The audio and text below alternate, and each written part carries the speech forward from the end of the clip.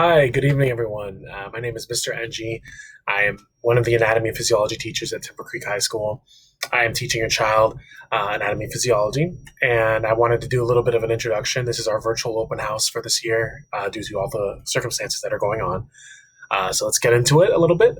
So, first and foremost, just to kind of give you a bit of background information on myself, I am a graduate from University of Central Florida. I have a little polo right there as well, with a bachelor's of science in molecular microbiology.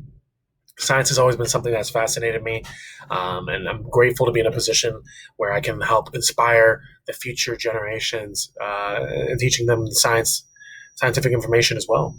I'm bilingual-ish, is what I like to say, in Spanish and English.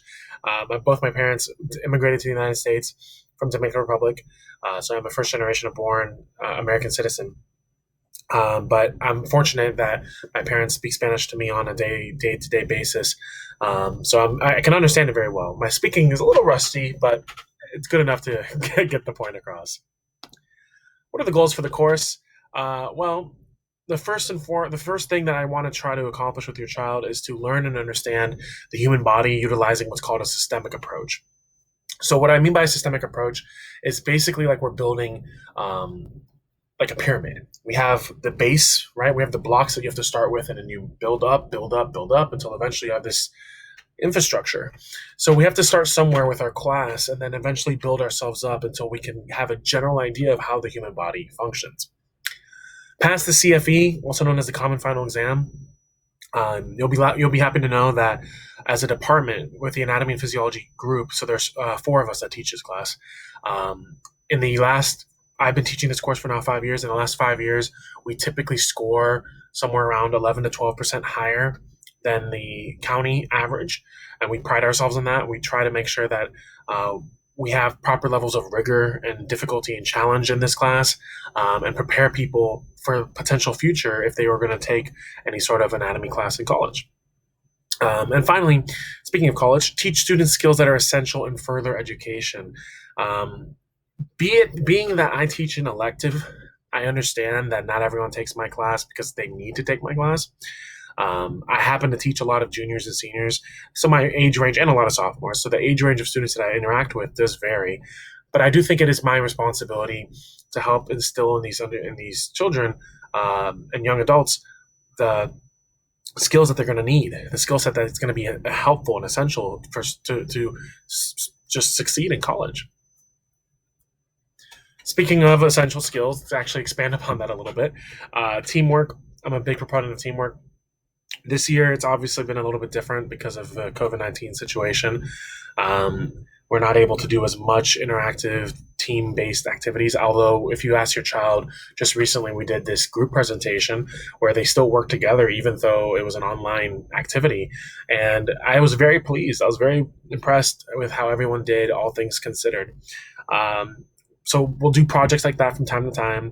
In my classroom, I really love this concept that I had learned from other teachers called flexible seating, and the whole idea behind that is that in my room, if for students who have been in my room, I have like a couch, I have lawn chairs, I have cocktail seating, I have standing desk, and all these things are there so that the student can feel more comfortable sitting where they feel best.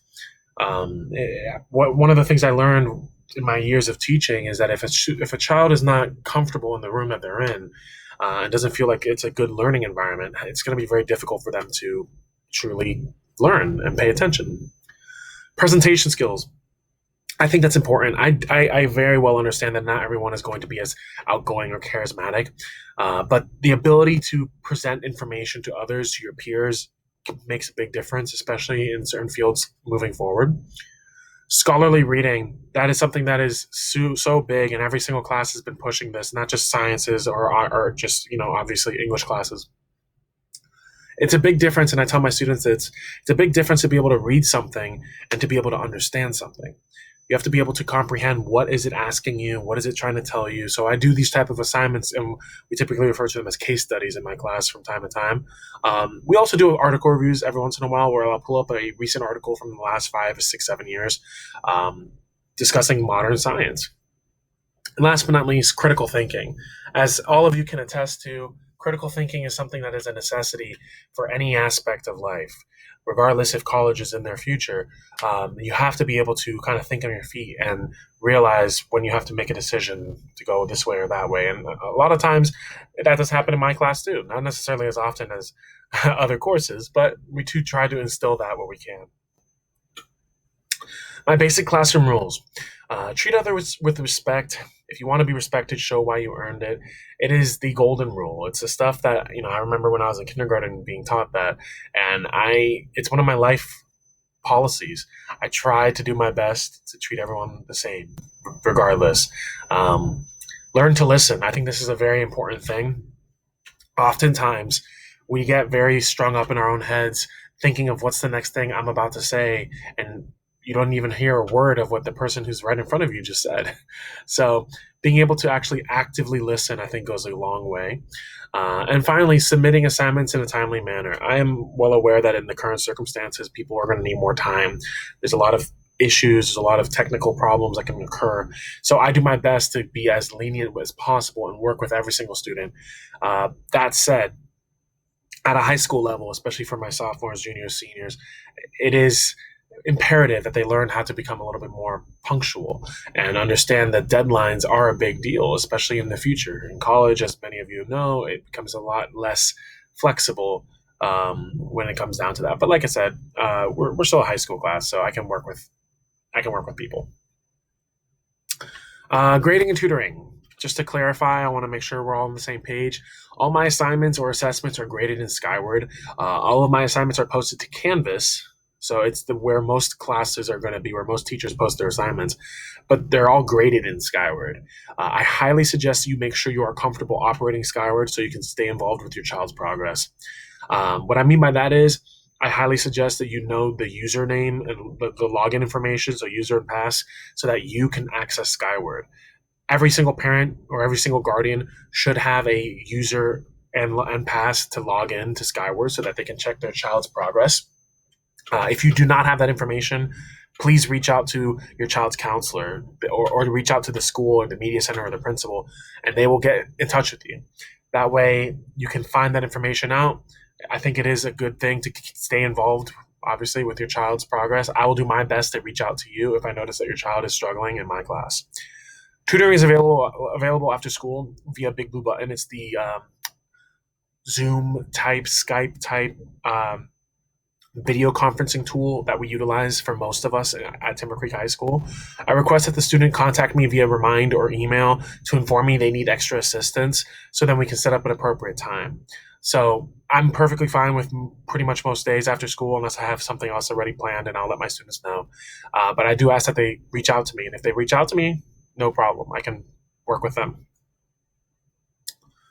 Learning the human body. My goal is to make anatomy and physiology fun and easier to understand. There is so much density to it. There's a lot of science. There's a lot that can be overwhelming. But what I think is so much fun about a class like mine is that it is such a real world experience course.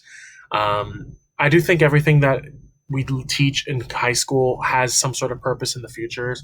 But in regards to the courses that I teach, it's literally us. It's literally how we work.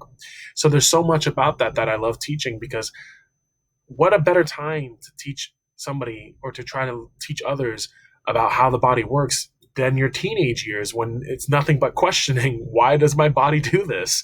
So I think that's an excellent opportunity to be able to say, okay, now I get it a little bit more. And if you know why it happens, you can kind of work around it, and you can kind of treat it like cheat codes in a way.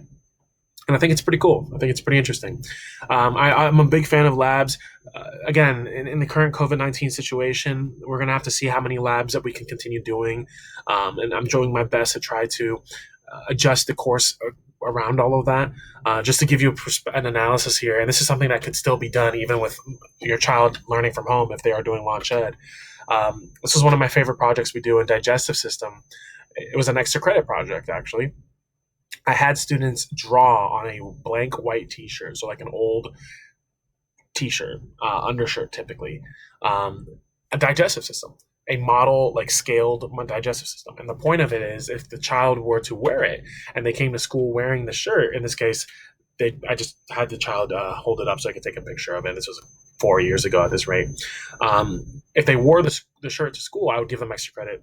Um, and yeah, I thought it was a lot of fun. It's a great way to learn like digestive organs and also to identify how the path that anything that we eat or drink takes its way through. Okay. Kahoot. This is something that I'm sure you probably are familiar with if your children have told you about this. But this is a website that allows teachers to turn review into a fun, interactive game. Um, I learned really early on when I started teaching that study guides, unfortunately, don't work the greatest for a class like mine. What I tended to notice more often than not is a study guide would be handed out and some students would do it. And then a lot of other students would try to, yeah, hey, can I take a look at it? Would try to ease off of each other. We'll call it that. Because they thought it was going to be a grade, and that was the only reason that they put time into it. And that defeats the purpose of a study guide. That defeats the purpose of reviewing. I love Kahoot because I don't grade Kahoot, but it is something I require every single one of us to do. And what I love even more about that is I incentivize how they do. So extra credit is given and that extra credit is applied to the next test for the top five teams or the top five performers on Kahoot. And I do a Kahoot for every single test. What I really, really love about that is that it instills their competitive nature and it gets them to start studying earlier. So I get kids who will start studying 2 or 3 days before the test, which is a great practice, especially for college. And they get ready for the Kahoot and they're telling me, "Oh, I'm so ready, Mr. NG. I've been studying, and I'm feeling good." That's awesome. That's awesome. And that means that they're ready to go and the results normally show on the test. And besides, at the end of the day, I treat it like a game show where I'm the host and they're my contestants, and we have fun. We have fun. If you can blur the lines between fun and studying, it becomes much easier. You don't feel like it's a drag or anything like that. Finally, just to conclude, this shouldn't be too unnecessarily long. My best method of contacting me is still going to be OCPS email. Your child has been given access to my Remind. That is the best method for your student or your child to contact me.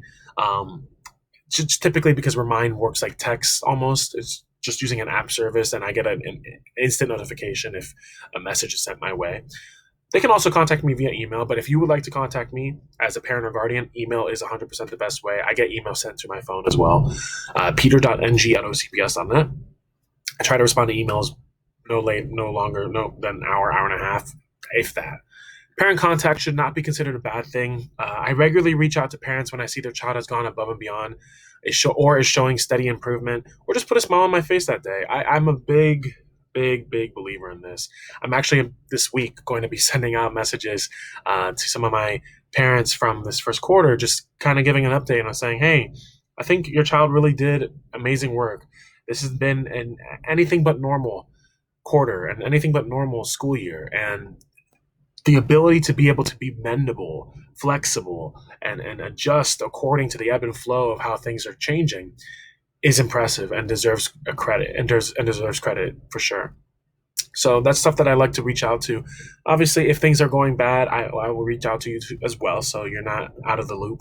But I do think that parent contact doesn't necessarily always have to be this negative stigma. Finally, if at any point you would like to set up a parent-teacher conference, this year the parent-teacher conferences are all virtual, but it's a similar process that they typically do it through Microsoft Teams. But it's a similar process. The counselor would be there, the teachers would be there, the student hopefully would be there. Feel free to email me. We can schedule it up. We can communicate with the counselor and figure out a time that is best. Okay. But I appreciate you guys checking in. Like I said, my name is Mr. NG. I teach anatomy and physiology. I look forward to continuing to teach your child anatomy and physiology throughout the course and throughout the school year. And I'm hopeful that despite all the craziness that has been happening, we still get a great education out of this, and we still see the light at the end of the tunnel. Okay. Have a great rest of your night. Enjoy.